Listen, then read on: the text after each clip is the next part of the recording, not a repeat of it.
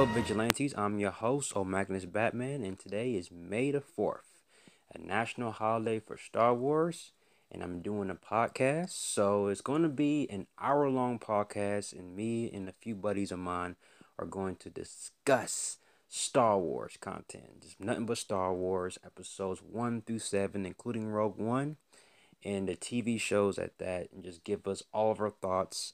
And we're going to have lots of debates, lots of discussions. So whatever you're doing, you can just listen on your spare time. Like you can listen to it. You can you can listen to it while you're washing dishes, or listen to it while you're going home for work, or going to work in your car on the radio, and just enjoy as all of us Star Wars fanboys just discuss Star Wars. And I have a few friends of mine. I'm your host, Marcus Batman, and I have Scot Crowell. I have future filmmaker. I have LivingLaser, and I have Remington Kais, and these are movie viewers as well. A good friend of mine's on YouTube, and we're going to discuss Star Wars. All right, let's begin. So, Remington Kais, what's your thoughts on Star Wars Episode 7? Let's start with that. There are a lot of new elements in Force Awakens, and I really enjoyed the new elements. There's a lot of newer stuff in there, a lot of stuff introduced that I really enjoyed. And I wish they kind of stuck with the newer stuff rather than harboring on the nostalgia stuff. Okay. I feel like that was just J.J. Abrams himself. Yeah. You look at his Star Trek, there's a lot of references to the old Star Wars trilogy. You know? So, yeah. Remington, what was the disappointment for you in Force Awakens besides the nostalgia? Well, a few things. I didn't like the fight between Rey and Finn. Mm-hmm. I also didn't like Kylo Ren. Oh no, I meant Rey and Kylo Ren. Sorry, my bad. And I also didn't like the ending part. Spoiler alert: if you haven't seen The Force Awakens, where Kylo Ren kills go watch. Solo. You know what I mean?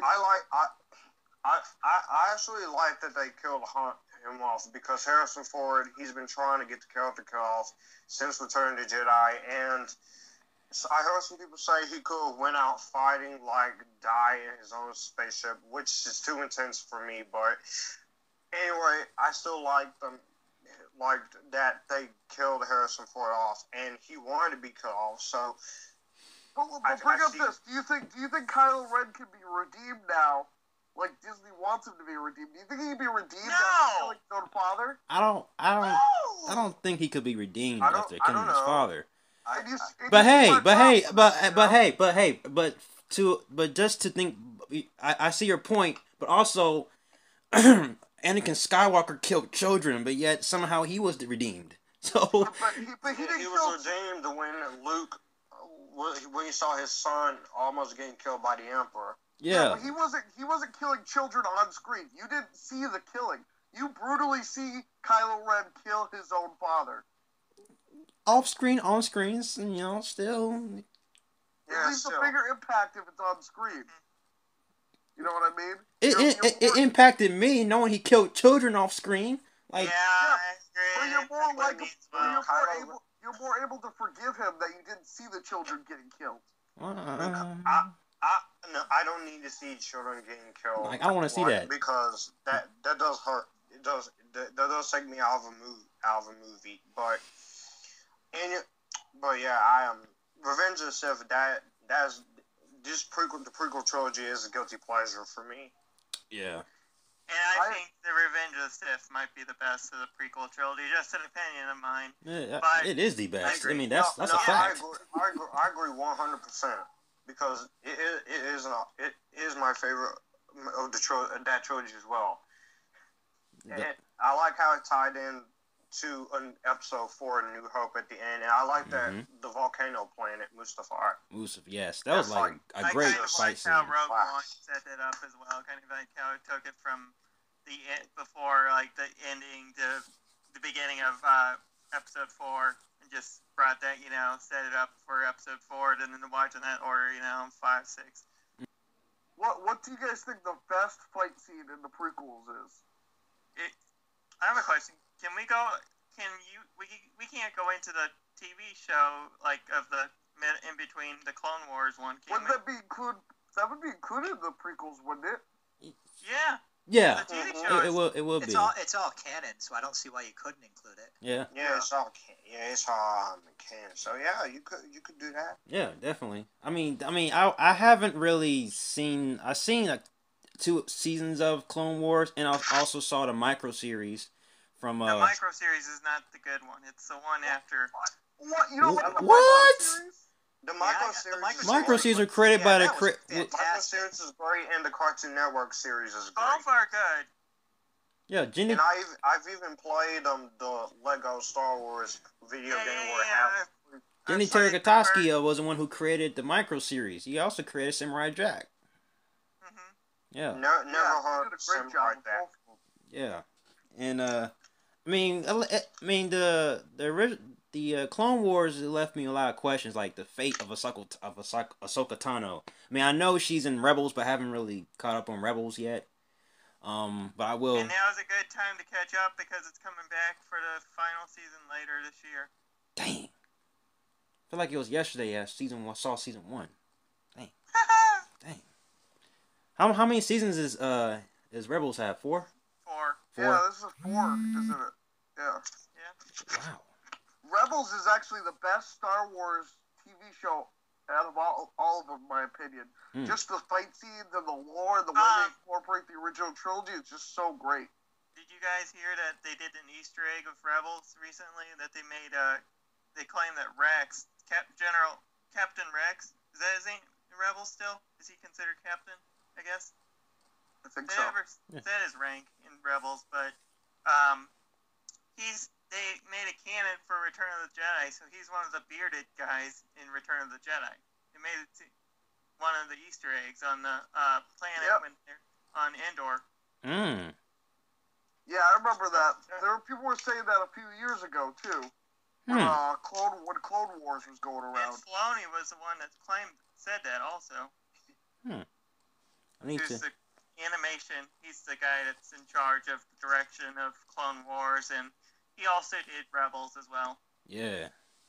Great shows. Definitely would check those shows out. And they also have a good cast for Rebels and Clone Wars because they brought some of the actors from Clone Wars into Rebels as well.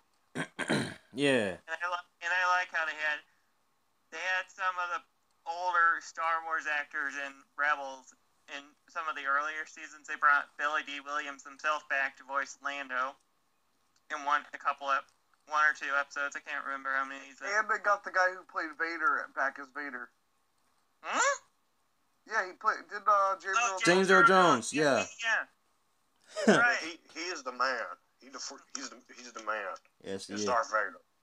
He's a man. There will never be a person like James Earl Jones. Who do you think replaces James Earl Jones after? I mean, who do you think if they're gonna put Vader in future movies, if possible, like a Vader movie itself or a Morgan spin-off? Freeman.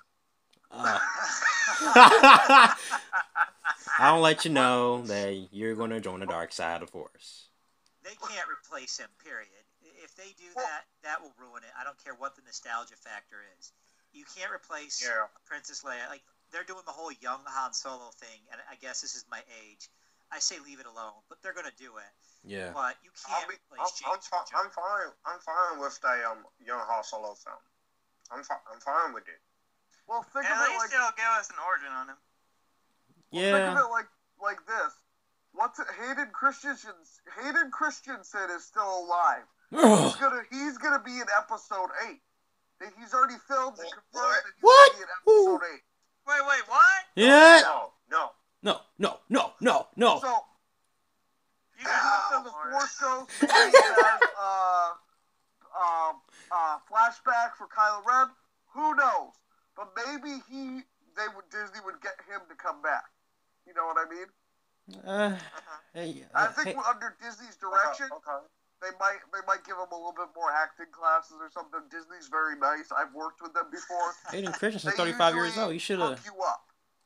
So maybe with a better direction, Hayden Christensen could be our next Darth Vader and finally take his throne. I will have to throw this out, though, about Hayden Christensen in Episode 2. Natalie Portman is trying everything she can to pretend to be attracted to him, and I don't pick up on any attraction from him towards her. Oh, like, he's saying the lines, but I'm not feeling it. In the third one, I'm feeling it between those two. But it seemed like in episode 2, no matter how hard she tried, he did not look like he was in love with her. It just looked forced. He just looked like he just wanted to, be a creepy stalkerish, hi my lady. Yeah. And the love romance was really forced. It's just forced. Yeah, it was forced. I think they could have went a little better. With the writing in episode 1 and 2. George Lucas came out. Episode 1, there are some things I like. I like the visuals in episode 1. I think the visuals are cool. I like the pod race sequence. The score by John Williams is really good. Mm-hmm. My favorite song out of the Phantom Menace soundtrack is Duel of the Fates. That's not. Oh my gosh, me and you are even on that. Yeah. I like that as well a lot. I thought the direction style was cartoony because I put in my my Blu-ray when I watched the first episode. I'll put it on Blu-ray. The CGI was noticeable and it looked outdated, and it did. What's the is there any difference between the 3D ones and the Blu-ray? The 3D's all up in your face. That's. I know. Has there been any changes in the film itself? I have not seen episode 1 in 3D, but I've seen it in Blu-ray, and the CGI looked completely outdated. It was like it just doesn't look good at all. It just looked like they're like when the actors like walk in a room, I can see. Yeah, there's nothing but blue screen. Yeah, it's very noticeable. I said, "Come on, Disney. Where's my special editions on the prequels?" Oh, yeah, I like the acting. I like some of the acting. Liam Neeson was good. Ewan McGregor was a great choice for Obi-Wan. He's perfect. I like that they brought back Ian McDiarmid and they brought back Yoda. And Samuel L. Jackson is not bad, not that bad either. I thought he was a miscast because Samuel L. Jackson is an actor who has more emotion with his roles, but yet he was just bleh. Okay. Oh, he was. I'm sick of these goddamn Siths on this goddamn planet. Yeah, something like that. But you just getting like, sit, young Skywalker, sit. And they didn't really establish none of the characters. Like we don't know who Qui-Gon Jinn is. Like, right. Who is Qui-Gon Jinn? This is like why we need like a backstory movie or something, you know? Listen, but this is the prequel. He doesn't need a backstory. A little bit character development. But it's not about those. They're already there. Their origins are implied. This is about the Skywalker family. Mm-hmm. But Jake Lloyd, I feel bad for the guy. Yeah. Worst actor to play Anakin, I consider that. Yeah, I feel bad for him. He's a mess to this day now. He is a mess. Yeah, but I couldn't stand. He was annoying in this movie, and the scenes with him and Natalie Portman, she's trying. She's an Oscar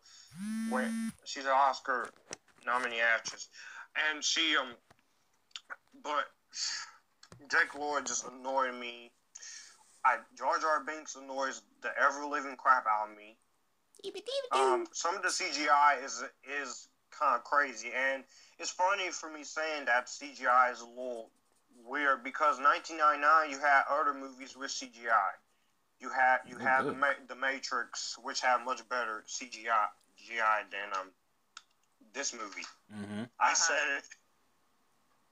I mean, the original trilogy didn't use it. 1999, you also had The Sixth Sense. That was a good movie. But there are parts I like and there are parts I hate. I have watched I started in chronological order with this series back in 2013 when I was a freshman. And so that was the only way I could start watching the Star Wars movies was to go in chronological order. Because release order, I would be confused. So I went for chronological, and at first I was like, no, this isn't that bad. But the more I watch it, the more issues I find in it. But I don't hate the movie. It doesn't get me mad where I just like F this movie. There are some things I like, and I do. Again, Darth Maul was a cool villain. I do kind of wish he was the villain of these movies. I do like the choreography on the fight sequences. Mm-hmm. Oh, the choreography is amazing. Yeah. I have a slight few problems with the choreography. I mean, I felt like it was too perfect. I mean, they are the Jedi. The Jedi are supposed to be perfect. Yeah. They're the poster boys of Star Wars. Yeah, but the original trilogy, I mean, they had more emotion, more feeling to their lightsaber fights. No. Obi-Wan is very serene, similar to Mace Windu. It's Luke that has the emotion because he's kind of a sheltered farm boy, and now he's thrust into the middle of having to grow up. His mentor is killed. He had his aunt and uncle are killed. He's thrown into a much different world. Obi-Wan's very serene. And I can say, because, again, seeing it back then, when we heard about the Clone Wars, and we expected a lot of Jedi and a lot of Sith to be fighting. So when there was only one Sith and a Sith Mentor, and there's all these Jedi, in some ways it was very anticlimactic, because where are all these some saber happened? They didn't happen. Scott, you sound like you're lagging out a little bit.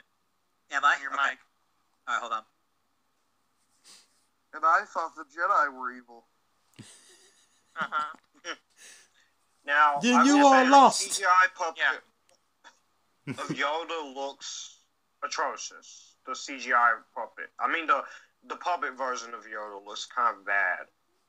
But I do like the CGI version of Yoda. And I feel finally got to see Yoda fight in episode 2. I didn't mind it. I did not mind it. And I loved them seeing how C-3PO was built and him and R2-D2 become friends. That was funny. But the final battles in Heroes were good. I did like some of the planets they went to. I liked the underwater planet. Jar Jar's thing. Camino. And not to mention you had Keira Knightley in here as one of Queen Amidala's handmaidens. It took me a while to realize who she was, but I knew it was Keira Knightley as I was watching it. Oh.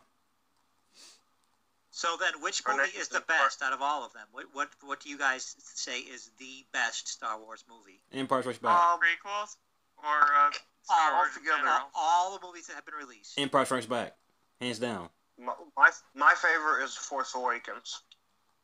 Ooh, let's see. I like Return of the Jedi. I can't choose a favorite. I love them all. Yeah, I think Empire. Empire, it could also just it could be a standalone movie in some ways. It's so good. Obviously, you do need the first Star Wars for the "I'm Your Father" reveal to have significance, but that's a great movie. That was iconic. That was awesome. And also, it's the first and only Star Wars film that's been added to the Library of Congress. Really? Wow. Yeah. Yeah. In my opinion, I like Return of the Jedi mainly because it gives you kind of a send-off to the character. Well, not like a send-off, but it's a conclusion. You get to see like the proper way to end it. You know what I mean? Mm-hmm. I don't know what I'm saying, but you kind of get the gist of it. Yeah. I agree to that. And I think nobody knew who Ray Park was before he was Darth Maul.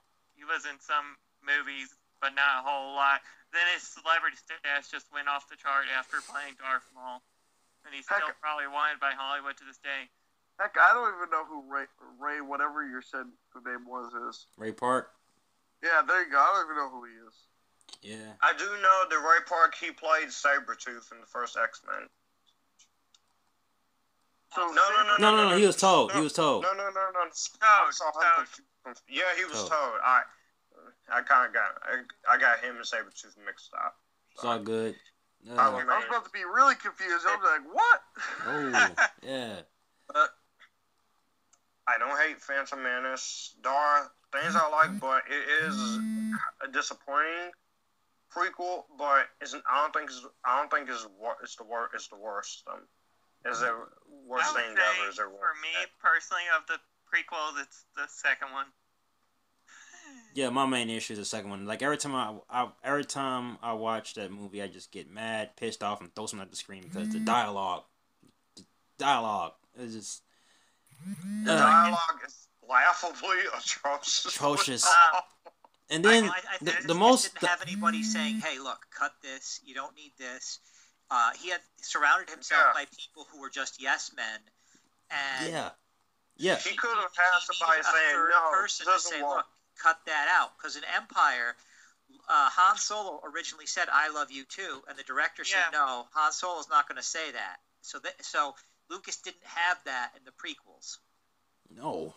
Now, originally, when they were doing the prequels, I did read that they were going to shoot all 3 Star Wars prequels back to back, but they didn't do that. I thought Christopher Lee though did a good job as Count Dooku, even for a guy. May he rest in peace. Yes, rest in peace. Died. Yeah, I enjoy Phantom Menace. Attack of the Clones came out in 2002. You had the same year we had our very first Spider-Man movie. You had The Two Towers. Yeah. You got a lot of movies in 2002, including Blade 2. Oh yeah, Blade. I remember Blade too. Blade. Now this, this movie, it's like there are some negatives I got with this movie. Okay, there is way too much CGI in this. Look, you have a budget of George Lucas. You have a budget of exactly $115 million, and you fill it up with CGI. I was like, everything in CGI. Was anything filmed for real on location? Nope. And I did look up real actors. Who needs that? Yeah, I mean everything when in the episode 2, episode 1 was in the green screen. No real location. Episode 1, the stuff on Tatooine is filmed in Tunisia and Syria. No, that's right. Also, Scott, you would know that. Yes, you would know that. You would definitely know Also, that. another issue I have Yeah. with this movie is some of the dialogue is laughably, atrociously horrendous, especially with the scenes with Natalie Portman and Hayden Christensen. I'm like, George Lucas, you could not get anybody else to write these romantic scenes. Yeah, and it's the funny thing about it. I gotta tell you, it kind of feels like I was rewatching Twilight again. Yeah, and the funny thing about the dialogue, I had to tell you this hilarious story. Like, I was watching Star Wars Episode 2 with my little sister. She's only 7 years old. All right, so as soon as that fireplace romantic scene started coming on, Anakin starts yapping his words. My little sister, I kid you not, grabbed the remote and pressed mute, and she said the dialogue sounded like it was a Barbie movie. I was dying laughing. Like, whoa! There was some dialogue that I liked. Obi-Wan's dialogue I liked. I liked the Jedi in this one more because they do go and help Obi-Wan, Anakin, and Padme at the end. Yeah. Which that was a cool fight. Yeah, they finally... Jango Fett was awesome. Yeah, Jango Fett was cool. I mean, it's nice to see the Jedi throw down. I love that fight in the arena thing. That was like one of my favorite things in the world. Oh yeah, we saw the Jedi fight and stuff like that, and that was cool. I seen them throw down. We also got introduced to we got to see the plans for the Death Star also. Oh yeah, like small Easter egg there. Hayden Christensen, I don't hate him in these movies. I just hate some of the dialogue he has. See, I hate him in Episode 3 at the end where he fights Obi-Wan because the way he delivers his lines, they make me laugh, and I want it to be a serious scene. I want it to be a badass scene. But his acting just ruins the scene in Episode 3 for me a little bit. It makes it more of a comedy rather than an action movie. Turned her against me. I thought the Jedi were evil. I took him serious. Clone Troopers, they look alright. And I do like the Geonosis planet and the planet Camino, where it's raining. Yeah, the one thing with the Clone Troopers, I found out that none of them were real actors. All of them, Clone Troopers, was just nothing but CGI. Wow. In the original trilogy, they were real people, but in this one... But see, CGI characters don't bump their head on the wall. See, that's Lucas using his head. Yeah. But the action is cool, but I don't like the scene with him killing the Obi-Wan. Anakin just like, well, he's like, they're animals. And I saw it, like, I was sitting there like, what the hell? Yeah. Is this made by a fifth Actually, era? I mean, yeah, I know it's Hayden Christensen we're talking about, but I kind of appreciate that scene a little bit because we got an in-depth look, sneak peek of what he's going to become. What the future Yeah. I also like the scene too. And that was a good scene. That was a good scene. And one of the best scenes in filmmaking is being able to express the characters through facial expression and not words. And when his mom died, we saw the darkness inside Luke Skywalker, Anakin Skywalker. I'm sorry. We saw the darkness, and he didn't say no. We saw his angry face. We saw everything, and things of that nature. And that that scene right there was good writing from George Lucas. I hate to admit it. And I do like the animated Star Wars Clone Wars film that takes place in between episode 2 and episode. Yeah, that's right. That set up the TV show. That's why. Yeah. Talking about the Clone Wars movie. Yeah, he's talking about that one. The animated Clone Wars movie from 2008. I have a story about that. But when that trailer first was released, I showed my dad, and my dad's the biggest Star Wars fan I know. And he was like, if it's not live action, it's not going to do well. And who's going to go see the Clone Wars movie? I enjoyed it. I watched it on DVD. Yep. I had DVD, and I watched the film commentary. But how many of you guys saw it in theaters? I didn't see it in theaters. I didn't see it in theaters. Wait, so episode 2 in 2008, theaters? I didn't see. No, it's the animated Clone Wars movie, Scott. Oh, no. 2008. No, 2008. I regret not seeing the first Iron Man, and I kind of regret not seeing The Dark Knight in theaters. Oh, yeah. See, I didn't see The Dark Knight in theaters. I'm one of the few people who didn't jump on the bandwagon until years and years and years after. Yeah. Although I will say I didn't like The Dark Knight on its first viewing, but ever since then, my opinion on The Dark Knight gets better and better with each time I watch it. Yeah. I love that movie. That movie is a masterpiece. It's a good movie.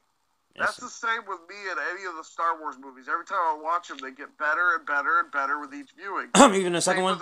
Even the second one. The second one. Even episode 2. I like episode 2. There's a lot of cool scenes in there. Gets better. There's a lot of cool things ideas that are introduced. It's just they're also just as much bad ones. You know? Yeah. It depends on which way you look. You can either be the half empty or the half full guy. Yeah, you know? That's true. That's true. That's true. Yeah.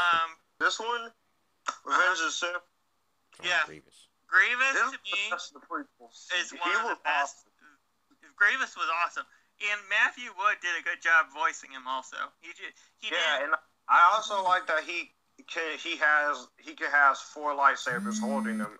I'm like, oh my gosh, how many Jedi could you possibly kill with all 4 lightsabers?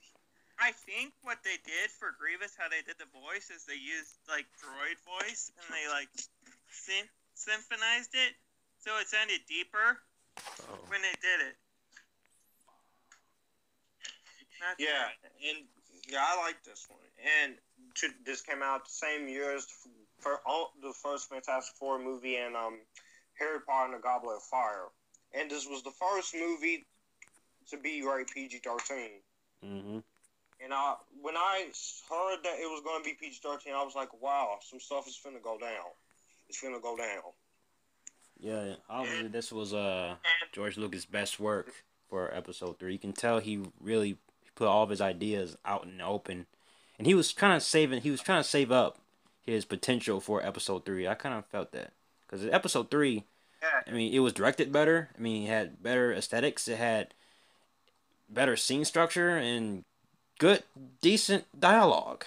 So, on the first 20 minutes of the film. So, yeah, it was I love going good.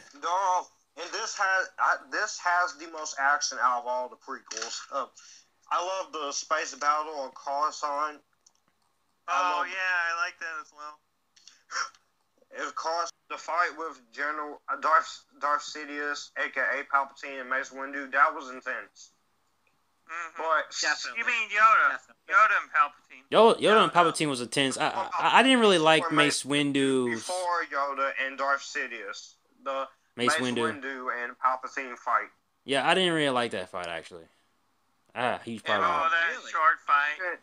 I mean, yeah, you have like 5 Jedi Masters being slaughtered easily. Like this dude. Yeah. And the way that Darth Sidious was holding his lightsaber, it just felt like he was just an average old man, making weird facial expressions. Right. And also, when he does use the Force Lightning on Mace Windu, that was intense. When they cut off Mace Windu, I was like, whoa. Yes, Episode 3, the prequels was average overall. I have to give it like a C-, but when I was watching the prequels, something dawned on me. I mean, something that the original trilogy didn't have. I mean, they have in the prequels, they have these rules, regulations that a Jedi can't do this, can't do that, and yeah, they can't love, and that kind of contradicts some of the things that the Jedi were doing. For example, one specific scenes when Master Yoda was talking to Anakin Skywalker about, you can't love, you can't do this, can't do that. It leads to greed, leads to the dark side. But yet, like an hour later into the film, what was Master Yoda doing? He had feelings when all of his Jedi was died. So I'm like, okay, you just contradicting yourself, Master Yoda. And there's another scene. So when he says fear loss. Yeah, Obi-Wan Kenobi said, "Oh, I loved you," to Anakin Skywalker, and I'm like, you just contradict yourself. Like, now that scene, that scene was heartbreaking. I like. Star Wars episode 4, Well, I like to talk about the. Hey Scott, what do we think about talking about the original or the revamped version? Well, here's the thing. In the the late '90s, when they did the special edition, the Star Wars special edition was good. Empire wasn't bad, but the Jedi one, for people my age, we didn't like that whole the band in Jabba's palace. That was like a Muppet singing to us. It was kind of irritating. And since then, Lucas has modified it a few times, and all we would like is for him just to release the original cuts again. And so that's very frustrating. Cuts and the special editions. I'm fine with the special editions. He's got them out there, but it's just it takes away some of what the original movie had. He could release the original cuts on Blu-ray. He won't. He says he destroyed the original copies, but that doesn't matter because they're digitized. Wait, and they now did put them on iTunes, didn't they? I'm sorry? Didn't they put the originals on iTunes? As far as I know, they have not released a digital copy of just the original cuts. They're not legally allowed to. They were on Laserdisc. They were on Laserdisc, but you can't transfer a Laserdisc to DVD, Blu-ray, etc. So Scott. So you saying that we had to deal with the special edition with Anakin on it? We can't have the other guy on it? Wait. I have the original trilogy on VHS. I don't have the special editions on VHS, so they can't be digitized. Dang it! There. I don't have it on VHS. I have it on mine's on the new version. Well, there was no movie like Star Wars. I was 3, so it was 1979, right before Empire was going to come out again. My father was only 27 when it first came out, and what he said was there was no movie anything like that, where you start out with this massive ship and this other ship. It was just overwhelming to audiences. And to this day, it's very tough to set that new standard with special effects where audiences are so overwhelmed that they don't know what to think because they've never seen anything remotely close to it. And that's a big part of Star Wars, and it kicks off this huge sci-fi for TV and movies that is, goes on for a while. And that's one of the best parts about the original 1977 release is that Just the opening scene alone changes everything. That crawl. I really like the bounty hunters in 5. I like some other than Boba Fett being there. I really like Bosk. He's the reptilian one. Mm-hmm. Yeah. He's a badass bounty hunter. Also, Yes. I would. You know, what'd be interesting is if Star Wars had a spin-off movie with all these bounty hunters in it. No, they were gonna make a movie with Boba Fett, but they canceled it.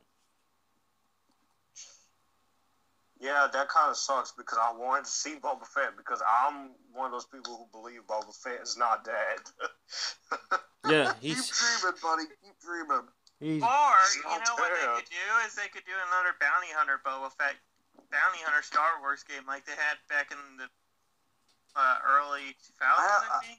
Yeah, I have it for PS4 actually. They if you bought Battlefront and pre-ordered it, you could get it for PS4 for free. You bought Battlefront for PS4, which I have. So that's what's up.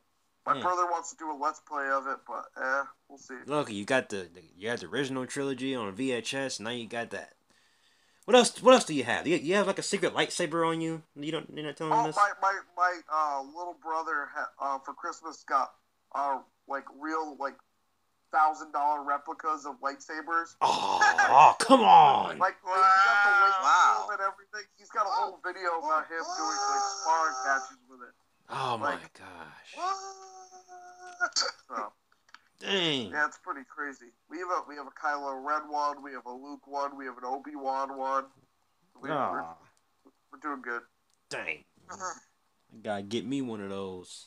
I will admit, the Ewoks are kind of annoying, but I like the Ewoks. Don't talk about my Ewoks like that, boy. You like the Ewoks? I'm about to throw these hands. I like the Ewoks. The Wicket is cool, and Wicket is Warwick Davis. Ewoks. Davis is, and he's still in the Star Wars movies, which is cool. Yeah, but the Ewoks is one of the worst things about the Return of the Jedi. I mean, but he's also the Leprechaun in the Leprechaun film thing. Yeah. He was also in the Harry Potter franchise. He's Flitwick in those. Yep. Yeah, he is. The Ewoks brought you some great animated series, so I don't want to hear nothing. Like 5 episodes? I saw that on Netflix. The Ewoks are cool, and I like that George Lucas actually put them in here to help the good guys out. And this but throwing rocks and pebbles and how I'm trying to figure out like. Listen, there's like you're talking about the Ewoks. Let me tell you something. There are scenes in those movies where the Ewoks are roasting stormtroopers. They're throwing rocks and pebbles at them wearing armor. Like they're killing stormtroopers who have like armor, like that could deflect pebbles and rocks. The Native Americans defeated armies of people in America. What makes you think the Ewoks couldn't defeat? The Ewoks are little small, little fur balls. You comparing them to Native Americans? Don't want to hit anything. Yeah, in my opinion, the stormtroopers they got ass whooping from the they got an ass whooping from the Ewoks. I'm throwing rocks and pebbles, and they have the stormtroopers have blasters. Oh. I also don't know how to use in this one. Oh my, yeah, that is true. That is true. They just can't hit a target. Actually, I have a speeder bike story I can tell you guys. When I went to see Return of the Jedi, I was in 1st or 2nd grade, and that speeder bike scene, that was very unique too. You'd never seen anything like that, so everybody in the theater is kind of into it. And back then, like people kind of oohed and awed more in the theater than they do nowadays because people didn't get into conflict. And right in the middle of that speeder bike scene, the film ripped. So it stopped the movie and the lights came on while they were fixing it, and people were pissed. They were yelling, they were screaming, they were like, boo, boo. People were throwing popcorn at the screen, and I was a little kid and I had a soda, and I took my soda and we were like in the back, and I hurled it all the way down to the front and hit the screen. And my father was right next to me, and he was trying so hard not to laugh and to be a dad. And you can see him, like, holding back a laugh. And he's like, Scott, Yeah, just do your soda at the screen. And he just kind of slumps down a little bit in his chair. Yeah, annoying moviegoers. And then the movie came back, and everybody was cheering, and it was one of those moments in movies, like with the speeder bikes. But if you watch it now, it doesn't look as good. Like it looks you can see the blue screen effect and stuff. I'm gonna make the prediction that the latest Fast and the Furious movie will not top the next Star Wars movie coming out. Oh no. People like their Fast and the Furious. Oh, by the way, speaking of Fast and Furious, they just announced they're making a spin-off movie. They just announced they're making a spin-off movie with The Rock and Jason Statham characters. For the spin-off movie. Fast and Furious. That's gonna be awesome. Yeah. I don't know about it. But yeah. We'll see. Because 2016 was not only the year I got BVS and we got Suicide Squad and this movie, but 2016 was also the year where it took me back to the Wizarding World. Because but yeah, I may have issues with this movie, but I still enjoy it. Yeah, Rogue One was. My grade is still A-. And me and Scott were upset when that came out. I know you were, Scott. Yeah, I was pissed off when Fast Furious overtook Force Awakens. That's a tired series, like the Planet of the Apes. Like some of this stuff, I'm sick of. At least with the Star Wars stuff, it's news story. But the Fast and the Furious crap, like in the preview, in the trailer for it, The Rock alters the case or the course of a torpedo with his bare hand, leaning out of a submarine. Go fuck yourself. Well, the thing, look. Okay. Okay. Well, all I gotta say is this. Okay, the Fast and Furious is not meant to be taken serious. It's meant to be. Yeah, they're supposed to be popcorn.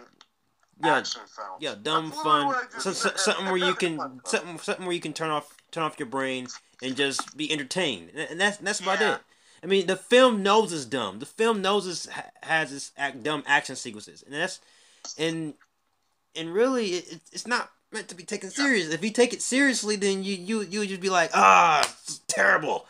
But if you, I don't have a problem. I know that. I don't have a problem with that. But the fact that it made $500 million in one weekend.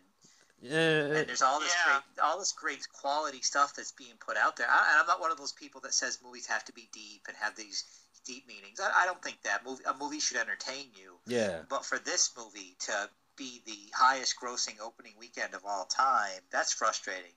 Well, see, it's because everybody wants to see what stupid stunt is Vin Diesel gonna do this week. That's all it is. What hot woman are we going to see their booty this week? What car is going to blow up this week? That's all Fast and the Furious is, So. Isn't it the same chicks now, though? Isn't it the same ones? Michelle Rodriguez, Jordana Brewster. Countries that they go, okay, which stripper do you have here that wants to be in a movie? Oh, get her. She looks the best. She looks the best. Butt shots, ass shots. She's pretty good. I mean, I swear Michael Bay does the casting himself for those movies. He does the casting, and everybody else does. If he did, wouldn't Megan Fox be in them? I'm going to say this. I thought him and Megan Fox had a falling out. Yeah, they did. I'm going to say this once. After this, Michael Bay just needs to leave. No, I think you're seeing it wrong. I think he needs to direct a Power Rangers movie. Oh, no.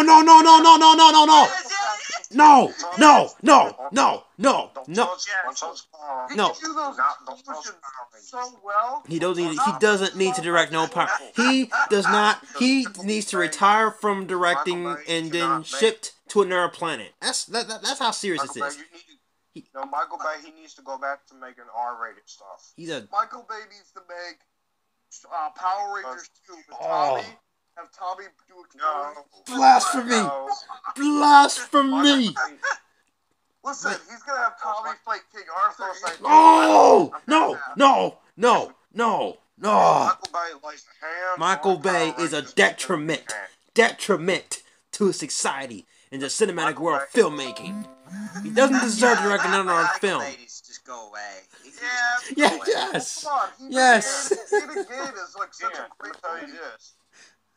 I'm gonna tell you this. Again, I'm gonna keep saying it. Michael Bay's go back to making R-rated movies because that's what he's good at. Bad Boys, Bad Boy Soup. I like. Did nobody here like Transformers 4? Am I the only one who likes Transformers 4 here? Yeah. Yes, Yeah, I think you are, bro. Transformers. I like. See, I think Transformers 4 is the second best Transformers movie. I like. But anyway, I like Transformers. And the first one's the G1 But movie. I do admit I have issues. But Michael Bay, after last night, just get the heck out of this franchise. Go. One thing I will say about Transformers 4 is the first hour and a half is really solid, and then the rest of the movie is just nonsense and explosions. Like there was a story. It's like explosion orgasms on screen. I feel like that movie is way too long. Well, see, yeah, like the first solid hour. Maybe I'll argue hour and a half, but the first solid hour, so good. And I wanted more of the Dinobots. Yeah, we didn't get that. I want to hear it. I want to see the older cartoons turn into movies like Thundercats, another He-Man that apparently might be coming out, and other stuff. All we know, we getting a Voltron movie, live action. If we do Voltron, it's gonna be made by Universal. Yeah. Scott, we want to hear your thoughts on it since you haven't talked about this one yet. Yeah, Scott. Rogue One. You know what? I liked the movie, but here's my problem. I didn't care about the characters. Like, I couldn't tell you any of their names except for Darth Vader. I can understand that. I understand that. The massacre scene was cool, but honestly, to me, this is my opinion. Batman had the better scene last year. It didn't draw me in. Like, I didn't care about the characters. I'm not criticizing the movie. It's a good Star Wars movie. It's got all the Star Wars action. You can't remember the characters, though. What But you're saying? the characters, at no point did I care about the characters. Like, when she dies at the end, it had no effect on me. Well, see, we all knew they were gonna die at the beginning, so you don't have that investment. Yeah. Either way, though, it doesn't bother me. The only part in the movie that drew any emotion from me was when 300 TIE fighters come out for that massive battle. And B, when Darth Vader at the end, is killing all those rebel troopers. Those are the only two parts. Great scene. Great scene. I love that scene. The rest of the movie to me was just it was almost an action movie in the Star Wars universe. But the acting was good. Like the main bad guy there. See, I don't even know their names. He was good. I'm not gonna say I didn't like the movie. I liked it. Yeah, the characters did not make me care about them in any way. That's actually a good point. I didn't even realize there was a bad guy in the movie. I care about the characters.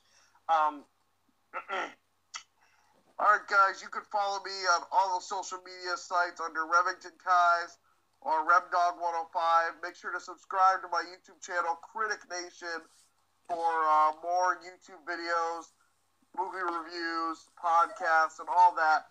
And subscribe to my brother's channel, Star Wars 101, where we discuss theories, top 10s, and speculation on the newest Star Wars trends. Gotcha. You can find me on Facebook, Instagram, Twitter, Letterboxd. I'm also on my YouTube channel, featured from 3980. Stay tuned for my review of 13 Reasons Why. And so yeah. I'm LivingLaser. You can find me on YouTube at LivingLaser on YouTube and on Twitter, and I also have a Facebook page called LivingLaser as well. I do not have any YouTube stuff up yet. I do stream on Twitch as July Johnson. I do that once in a while. I will be getting the YouTube stuff as I get my computer set up. Alright guys, thank you for watching. Please subscribe to their channels and follow their content and follow their work. They are hard workers. I love working with these guys, and we have more podcasts on the way for their awesome league. Alright guys, thank you for watching. If you like everything you see and you agree, click right here to join me in the Batman family, and also subscribe to their channels and follow their content. I just said that. So you have been warned. Till then, may the Force be with you.